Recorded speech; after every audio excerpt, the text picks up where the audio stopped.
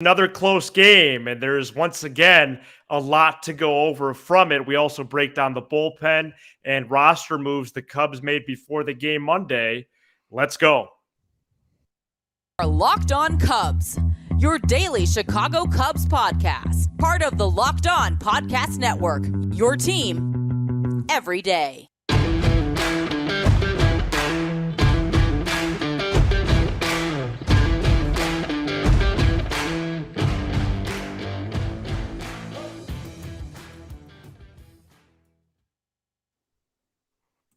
You are Locked On Cubs, part of the Locked On Podcast Network, your team every day. Alongside Sam Olber, I'm Matt Cozy. Please support the show and be a part of the Locked On Cubs community by following on all audio platforms. And you can watch, subscribe, and leave a comment on YouTube. Thanks so much for making us your first listen. Sam and I are lifelong fans, taking our passion into a discussion with you on all things Cubs. Today's episode is presented by Game Time. Download the Game Time app, create an account, and use code LOCKEDONMLB for $20 off your first purchase. Last-minute tickets, lowest price guaranteed with Game Time. We are with you live here exclusively on YouTube as we're going to break down the first game of the Cubs-Astros series, perhaps the Cubs bullpen woes, and just the overall makeup of the relief corps out there, relief corps, however you want to say it.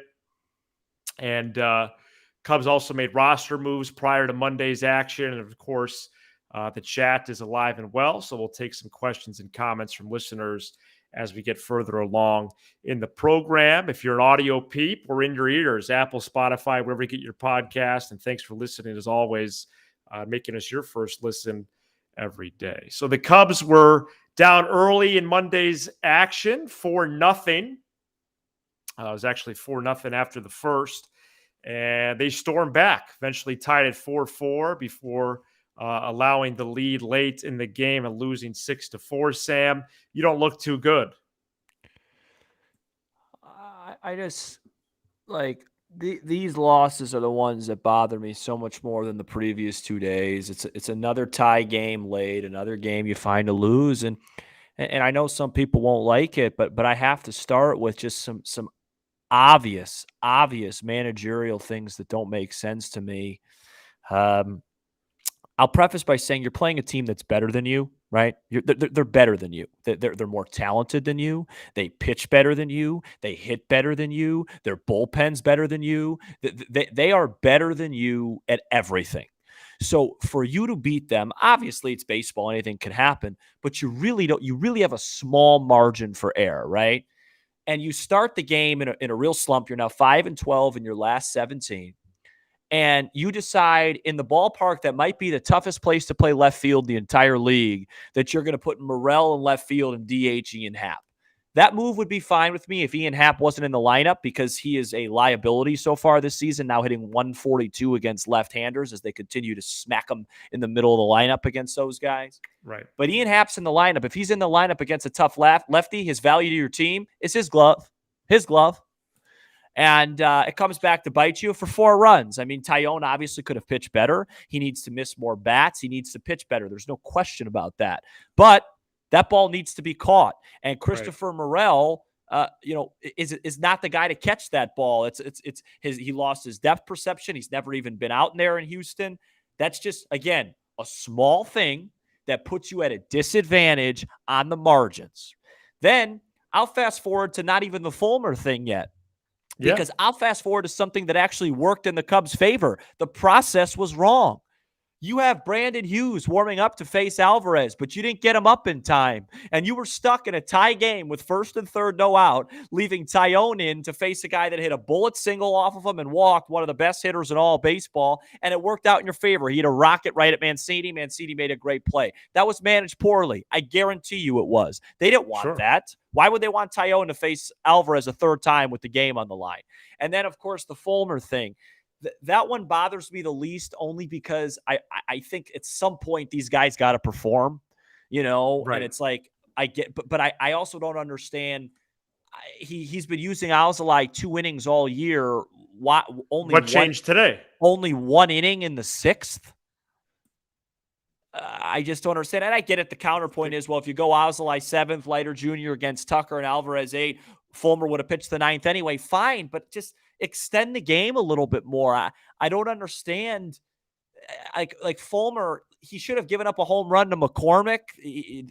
That was just missed. It's just, yeah, it just didn't make sense. Leiter Jr., this could be your only high leverage game of the week, or before the weekend. Leiter Jr. hasn't pitched since Friday. At what point do you have to make him a guy that just pitches against both sides of the plate? I mean, I get it. The bullpen has been a disaster. Boxberger and Fulmer have been disasters. The only two guys throwing well right now consistently are Leiter and who you cut, by the way, are Leiter and Alzolay. But I still think it could have reworked better.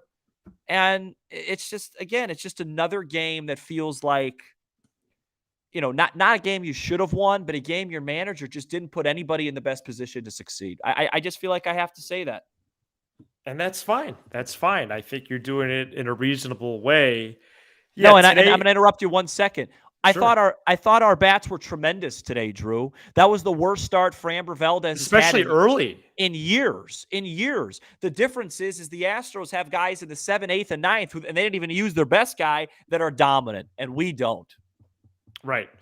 Sorry. Yeah, I think what you're saying is something that I'm definitely vibing with. As I sit here before you, I don't have the same kind of heartbreaking feeling as I've had for prior live shows or after every show. Yeah, well, I don't know, but I speak for yourself, player, but I just don't have that same feeling. I thought it was going to be a drubbing after the 4-0 right away. Nice comeback. Nice to see them respond and answer back and actually play 9 innings instead of, play one here, then one in the middle, and you just completely eat it in the bottom third, which is what they've usually been doing. Very impressive inning that they tacked on those runs, were able to mount that comeback. They got all 4 runs in the same frame there, highlighted by the Morel homer. But when Morel missed that fly ball and left, I was like, I actually looked at the time because we spoke on the phone before the game, and we were kind of dishing back and forth and joking around. But truly, I wasn't even home very long, and it was already 4-0. And it should have been 0-0 because you should have caught a fly ball. And, before the series, I talked about it's a weird park, weird dimensions, weird lighting. But you can't control that. You got to control what you can control. Odd that the lineup was controlled in that way from the get-go. Odd that Fulmer was in that spot. Not odd that they lost another close ball game. And they're now 19-22 on the campaign. Man, you believe that? But overall, the at-bats were vitally impressive in stages. Framber got torched in stages. He had 177 pitches through 4. And I know we're going to break down the bullpen, the hideous stuff that's going on out there, because I have no clue. I don't understand how this team could be so equipped in other areas and so bad out of the pen right now in terms of, do you know what your mix is? Do you know who high leverage is? But I feel good entering tomorrow's game, Tuesday's game, journalism rules, which we could get to later. About what? But certainly about eating? Are you going to have like a meal during the game? Or what do you feel good about? Well, I like that Justin Steele's going. Yeah, well, he can't pitch every day. And I think that they're gonna win. And even up this series. Sure. And then you go against JP France and his spectacles on Wednesday. But let's take it day by day. I don't want to give any predictions, even though I just did 30 seconds ago. But I know the chat is alive and well. I understand there's 120 people here plus after a loss. I think it's very fair to keep bringing up the managerial decisions. Mm-hmm. And but at some point, the roster and the bullpen The bullpen. especially has to take shape, and two more guys up today that we really haven't seen at all. It's just a It's a carousel. thank you. I was looking for it. It's a carousel, and but part of that to me is on Jed and Ross. They're not used correctly. They've Right. never found an identity. And to me, there's two names with the bullpen. It's Fulmer and Boxberger. Those crushed guys you. have been bad, man. No, but it's not even that they've been bad. They were supposed to be the stabilizers. Keegan, Adbert. I mean, Leiter Jr. was cut. Like, I can't emphasize it enough. He wasn't supposed to even be on the team. The stabilizers, the guys that were supposed to be your David Robertsons, your Ryan Taperas, your Michael Givenses, the guys that were supposed to Good examples. that were supposed to be the stabilizers late have been your two worst relievers. Your two worst relievers. Right. There's no bones about it. They've been your two. Every single time Michael Fulmer has been asked to pitch in the high leverage, I would say I can recall one successful job in LA the day after he blew the game. I think he threw a good eighth. He fails. And it makes you question some things when the only guy that's been steady you didn't think was good enough to be on your team. That makes me think that there was just some misevaluations. Now, in Jed's defense, in Ross's defense, they've been pretty good in the past getting relievers. Predicting relievers, I always compare it. It's like field goal kicking in football. It could be the most steady thing, and once it gets ugly fast. Remember when Robbie Gould that one year, I think it was 2015, blew like 3 games in a row out of nowhere? I think it was against the 49ers at home and the Redskins at the time at home. I remember it well. Yeah, it's like when you lose it, you lose it. And Fulmer just looks like a guy that has just lost it. But yeah, I also that's a good way to put it. I also think Ross is now it's irresponsible to put him out there. The counterpoint Yes. The counterpoint is, who do you put out there? Well, I don't know. Let's give Estrada a try. We'll see how this Birdie guy goes. Nobody could be worse than what we've seen consistently for Boxberger and Fulmer. And JD, I thought with all due respect to JD. Yeah, I respect him. I thought and I do respect JD. I thought he had a really irresponsible comment tonight. Like, he made it seem like Fulmer's been good lately. Let me read you his game log, dude. Okay. This is his last 4 appearances heading into tonight. 1 inning, 1 earned against the Cardinals in a close game. Scoreless inning against the Cardinals in a blowout win. 1/3 of a scoreless inning against Minnesota, down 10. And 3 earned runs in 2/3 of an inning on Sunday in a blowout against Minnesota. That's not good. No, I don't. Unless we're changing definitions here after What? generations. He was pitching terrible. Right. Brent here says lost it. He doesn't look like he's ever had it. He had it the last 2 years. That's why they signed him. Yeah. He had back-to-back solid seasons out of the pen. He's been a total unmitigated disaster. He has a 7.5 ERA, and he's directly cost the Cubs maybe 5 games. Yeah. Yeah, no, it's a good breakdown. I do want them to try. I'm at the point where I do want them to try things out there. Yeah, I wouldn't have otherwise said. But it's have Leiter face a righty every now and again. But the difference between the Cubs and a team like Milwaukee is the Cubs, it's like a trial and error. Let's see if this works. Let's see if this works. In a way, yeah. Milwaukee has this stuff planned out. They know who's good. They know who's where. It's all settled down. By opening day, they're locked in. The Cubs are taking the first 2-3 months of the year like it's an extended spring training with these guys. Wow. And part of it's because they all stink. Right. Keegan Thompson's been awful. Overall, you think he's been awful?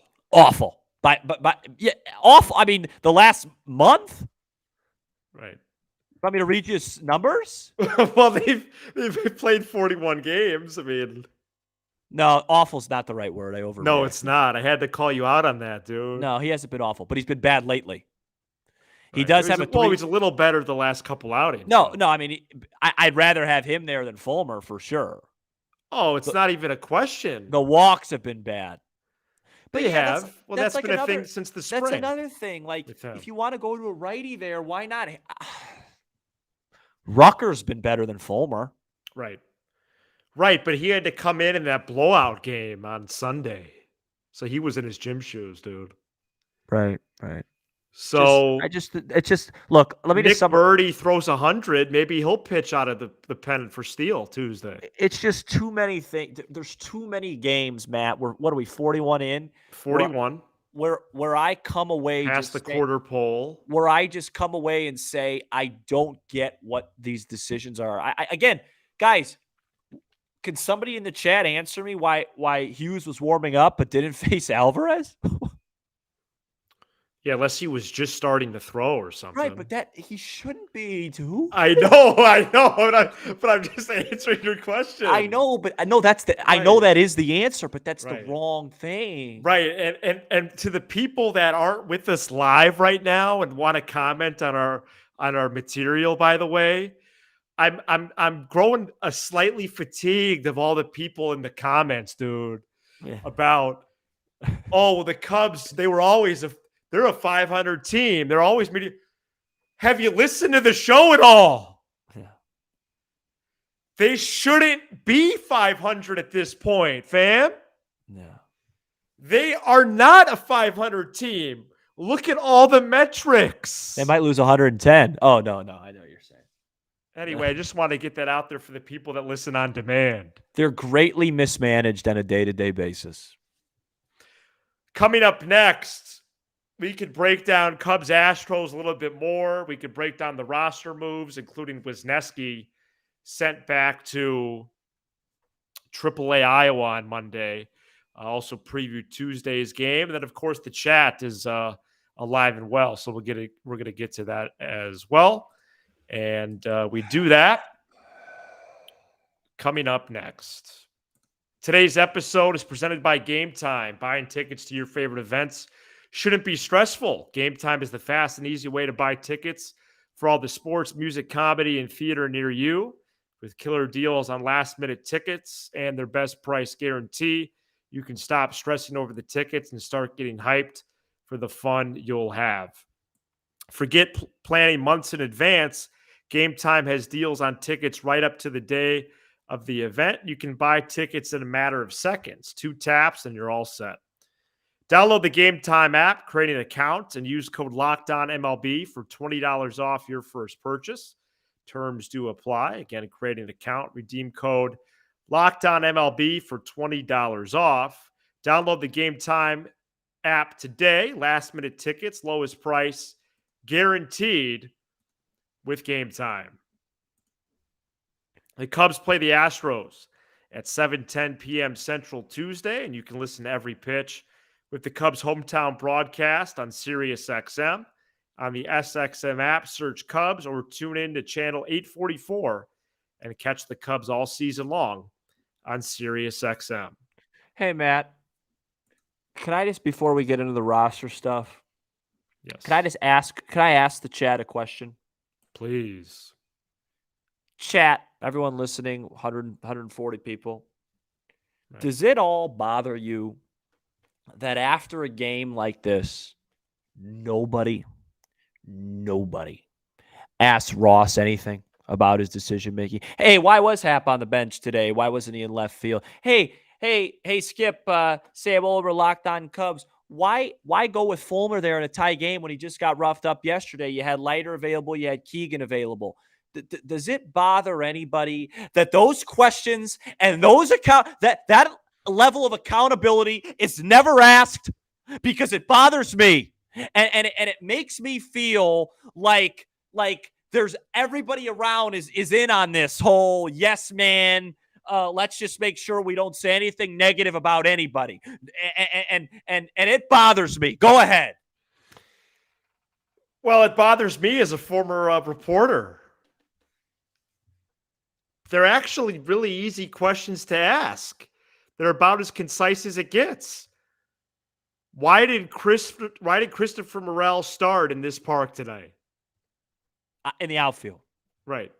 Why did you decide to use Michael Fulmer in that spot in the tie game?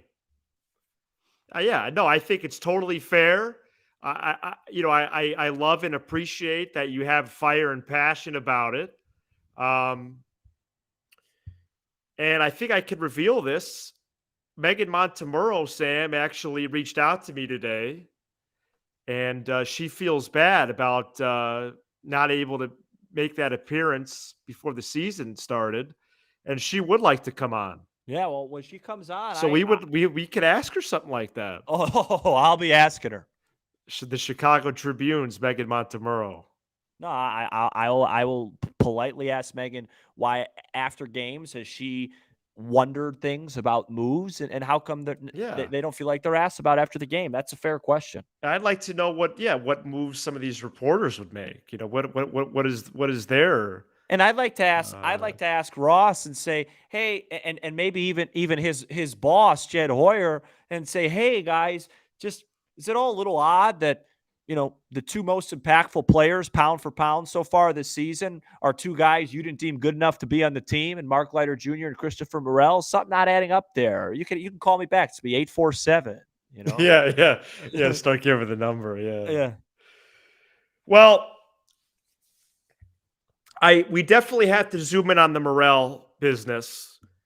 You wait over 30 games to bring this brother up, and he's just he's taking over the team. Can we say that? Yeah, sure. I mean, at this moment in time, in the season, I mean, he's taken over the team. He did this last year too. The swing and miss still like today, for example, his homer was incredible, but it was a terrible pitch. Right. Hey, someone brought up 670 the score. The last time I heard Ian Happ on the score, I almost took notes. What did they bring up? And I was going to tweet it out from the Locked On account, but I got cold feet. I think the interviews on there with as much access as they get has definitely ebbed and flowed as well. At least the middays. The Ross appearances on those radio shows are puff pieces. No, the middays. It's puff Happ pieces. and Ross. Yeah. It's not great. No, it's all puff pieces. They closed last week's interview talking about Connect Roasters. And that's not. I'm not even making that up, dude. And this, if I see this, and again, if I see this, Ross was a lovable manager because he was on the World Series team. To what Sam said, keep the core together. No, I'm just saying. I don't know what the last part meant, but I'm so sick of he's there because he was on the World Series. That's not a good reason, I don't think. It's Michael Jordan managing the Bulls. Right. Michael Jordan, the Bulls coach. No, he's not. No, and David Ross wasn't no Michael Jordan. You know what I mean? Enough with that. That means nothing. Congratulations. 2016 is you don't get to just. This is the third straight year in the middle of the year that this team's just imploded. The last 2 years, they had double-digit losing streaks. Mm-hmm. Mm-hmm. Yeah, no, it was mightily bad losing streaks. I still remember the last game before the losing streak in 21. Yeah, let's not revisit that. The combined no-hitter. Do you remember who started that game? Combined no-hitter. It was oh, no, I'm having a brain freeze. He's built like me. He's built like you? We have like the same body.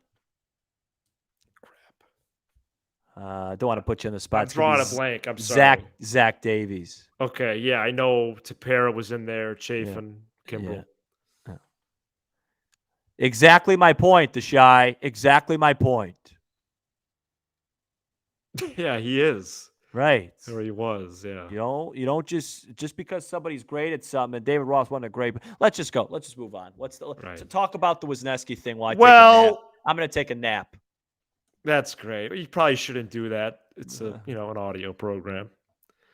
Let's see. So Hayden Wisniewski was demoted on Monday amongst a series of moves.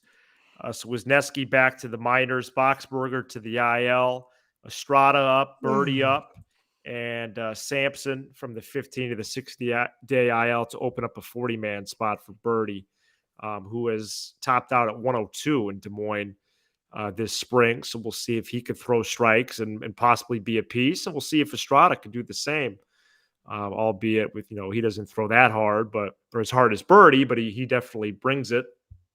And, Wisniewski struggled to open the year. I thought he was going to be sent down after this road trip when Hendricks was ready to return. I need to get some clarification on Hendricks because it sounds like they're only going to use 4 starters this week, which means Hendricks should probably start another game in Des Moines, in my opinion. But maybe he leads off the homestand next week. It's a little bit of a treasure hunt at this point. Whatever. But I thought it was just going to – my point is Wisniewski for Hendricks I thought was the swap there. And yes, it wasn't. I agree with you. So Wisniewski's going down already. He's not even going to make another start in Philly. Because they got the day off. Because they got the day off. Yeah. They got 2, actually. Oh, are they off Monday? A week too? From today, yeah. Oh, thank God. So Thursday, Monday coming up. And by the way, he just didn't have it, Wisniewski, and he's got to work on things down there. He hasn't had it all year. I'm looking at Birdie's numbers. Oh, I don't like that voice. He's got a 3.38 ERA. He's only pitched 10 2/3 innings. For a guy that throws you say he maxed out 102. He's given up 11 hits in 10 2/3 with 5 walks for a 1.5 WHIP. He hasn't exactly been Mariano down there, so we'll see what happens with him. It just feels like I said, it's like a trial and error, and they're hoping to just see something stick, and that's not what good organizations do. Is there any chance that Wisniewski is the high leverage bullpen piece by the end of the year? Well, he can't get out lefties right now, so no, they don't have anybody in their entire bullpen that could get out both sides of the plate, except Leiter has got out righties this year and Alzolai's got out lefties, but Ross refuses to get them that chance. Is it realistic to answer the question? I don't know. I don't know. Maybe, but that'd be a step down. You don't want to stunt this kid's growth. Right. God bless you, Jeremy. God bless you. Some good news with the Cubs is PCA is the number 15 prospect in the world right now. Horton and Alcantara were top 100. Horton got 68, and Brennan Davis, who's sitting below the Mendoza line, is now out of the top 100. Gotcha. Okay. Let's do some comments. I got some. Let's do some comments. Let's do some comments. There's no playoff basketball on tomorrow night. I'd like to get out quickly. The Lakers will be playing Denver. Go Jokic. I'm glad. Okay, what are we on your schedule? Here, let's do a Cam Sanders. Some guy asked about Cam Sanders. Let's do that. I know it hasn't gone well for him either. Let's take a peek. What about Cam Sanders? He's got a 2.93 ERA in 15 innings. In 15 innings, he's walked 21 hitters. Good for a 1.93 WHIP. Unpitchable. Disaster. 21 walks in 15 innings. That's not acceptable at the freshman level. No, it's not. That's true, actually. I'm going to answer this question. I don't know. That's not my job. My job is only to say that right now it's not good enough. I'm not going to come on here and say that people deserve to lose their jobs because I wouldn't want people to do that to me. There's times where I don't do my job well all the time, and I don't get fired for it. Look, you guys are all smart enough to know how I feel at this point. You could read between the lines. What's the end game for Ross? The end game is to start winning games quickly or he's going to be in trouble because that's how the position goes. Big Rand was asking about Cody Hoyer. So he's on the 60-day IL, Big Rand. And so he's eligible to come off, when that 60-day runs up. So later this month, in a couple weeks, really. Certainly by early June at the latest, I would guess, because he's making regular relief appearances at AAA. So he might be ready when he's eligible later this month. Jordan, I have a list of games that I feel like Ross has greatly diminished our chances to win. And when this team's out of the race, which could be sooner than later, I will share that list and I will go game by game. I have it on my notepad right there. That list right now, and some of it's picky, right? Some of it's like you probably went from a 45% chance to a 35%. So it's not directly costing the game, Matthew. But I'm just talking about decisions that I've questioned. I'm about 12 games deep in my notepad right now. So yeah, it's a lot. That'll be a fun show. So, is there any Bellinger and wisdom we should probably have? Is there any Bellinger and wisdom updates? Ross said Bellinger's fine. Hopefully, we'll see him in the lineup tomorrow. I didn't see anything on wisdom. Okay, thank you for doing that. That was a heck of a catch by Bellinger. I'm starting to get worried about his offense. He continues to roll over a bit, but his defense and center has been even better than expected. He was tremendous, so what a great catch. That game today just felt like it was such a fun, like it was going to be such a fun win. That double play on Alvarez, like when they turned that double play on Alvarez, you tell me you didn't think they were going to win that game? No, Mancini was outstanding right there. Yeah. So, all right. Well, we're going to respect the listeners. Make me laugh. And thanks everybody for being here live. If you're listening on demand, audio or video, we do go live occasionally. It's probably going to be just this appearance this week, and beginning next week, maybe we'll start bumping that up. But we'll see, just based on a number of different factors, but we certainly really enjoy doing that. And so thank you to the 150 plus with us now. If you are listening on audio, we're on Apple, Spotify, and wherever you get your podcast. Cubs, Astros, Tuesday, Wednesday, before a day off Thursday, followed by 3 games in the city of brotherly love against the Phillies. Hopefully the Cubs can even up the series on Tuesday at Minute Maid. And congratulations to the St. Louis Cardinals, your 2023 NL Central champion. He's Sam Olber. I'm Matt Cozy. This is Locked On Cubs.